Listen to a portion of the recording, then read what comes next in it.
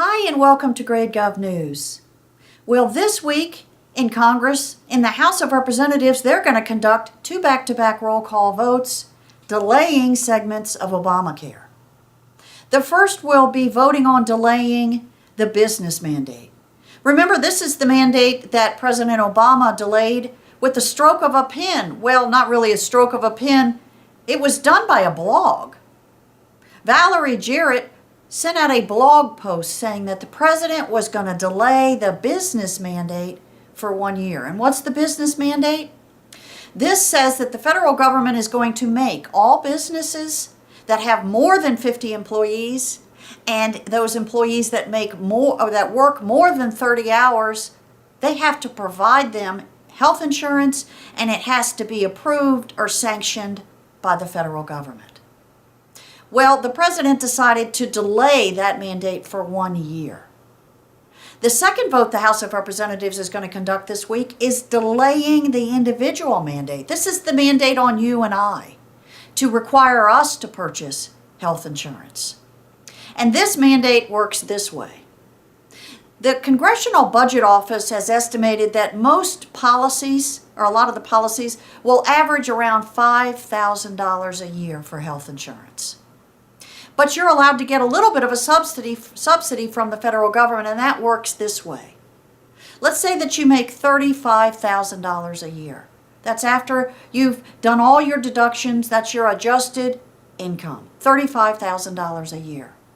Once you pay up to 10% of your adjusted income, so in this case, that would be $3,500. Once you've paid that, you can ask the federal government and apply for a subsidy for the remaining amount. And of course, if the policy were $5,000, you'd be asking for $1,500 to buy that $5,000 policy per year for health insurance. Who's going to do that? The person typically that would make $35,000 a year is likely pretty healthy, is likely fairly young. He or she wasn't going to buy or hasn't been buying health insurance. So they're not going to do this. They'll just pay the penalty.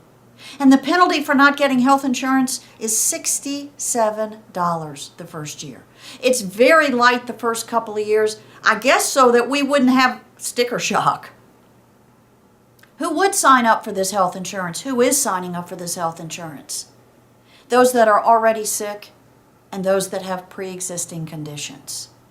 And it doesn't take an economics degree to realize that if those are the vast majority of people signing up for the health insurance, then it's going to make health insurance premiums skyrocket. Well, we'll watch these two votes in the House of Representatives along with watching the Senate. The Senate has already averted a huge issue this week, which was the potential for Harry Reid pulling the trigger on the nuclear option. The nuclear option was changing the rules or breaking the rules to change the rules. Who said that? Senator Joe Biden in 2005 when he was talking about the Republicans possibly using the nuclear option. He said again, another quote, "I pray to God that they don't do this," meaning the nuclear option. What is the nuclear option? Again, it's breaking the rules to change the rules. Breaking the rules meaning it takes now 67 senators to agree to change the Senate rules. And in the case of presidential nominations, they can be filibustered, and therefore it would take 60 votes to break the filibuster.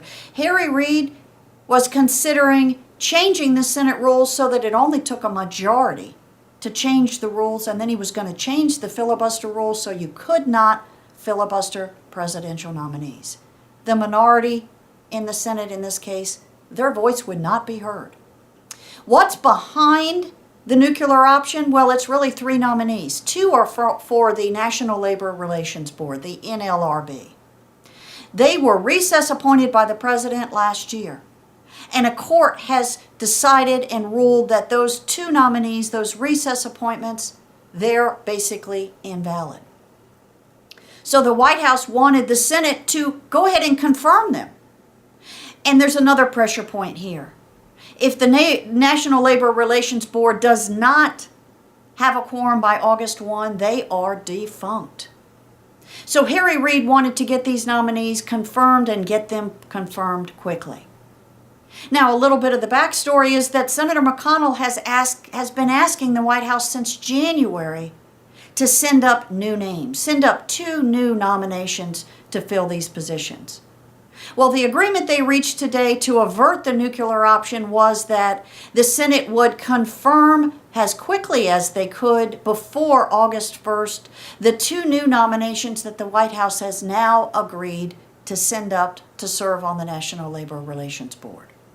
And they also agreed to confirm quickly the nomination of Richard Cordray to be the head of the Consumer Finance Protection Bureau. So the nuclear option was averted. Minority rights are still in place in the Senate of the United States. You know, Thomas Jefferson and James Madison, they worried about majority rule. They worried that majority rule could end up oppressing or silencing the minority, much like a king. Well, remember Joe Biden's quote, "I pray to God that they don't do this." Maybe God heard their prayer because the Senate did not trigger the nuclear option today, so minority rights are still intact in the United States Senate. I hope you've enjoyed this. Enjoy listening to Grade Gov Radio twice weekly. You can catch it on the radio tab on the homepage of Grade Gov or on Blog Talk Radio /Congressional Candor. Have a great week, and I'll talk to you real soon, so stay tuned.